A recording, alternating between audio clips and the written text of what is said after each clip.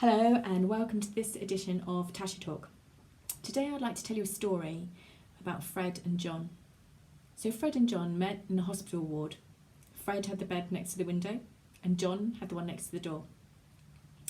And John struck up a conversation one day and said, "Fred, what can you see out the window?"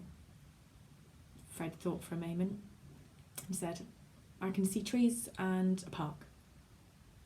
"Oh, okay."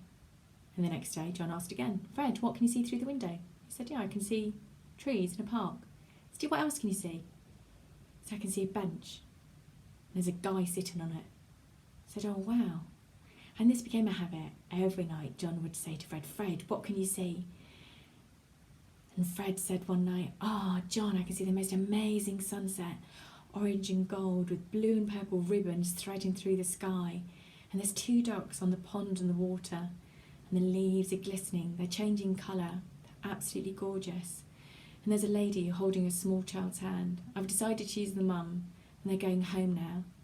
And that chap that always sits on the bench, he's folding up his paper. He's leaving too now." John said, "Oh, it sounds like magic, Fred." He said, "Yeah, it is, it's magic." Shortly after that, they went to sleep. And the next morning, Fred woke up with a sense of emptiness around him.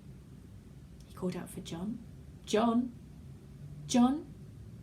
You there, John?" Eventually, a nurse came in and sat by Fred's bed, held his hand and said, "Oh, Fred, I'm really sorry to have to tell you, but John passed away in his sleep last night." Now, you see, the reason that Fred didn't know that John wasn't there is because Fred was blind. And Fred would tell him his stories to make him happy. To make who happy? John or himself? You see, once you start making people happy, happiness comes to you instantly. I hope you've enjoyed my story. As usual, please comment below.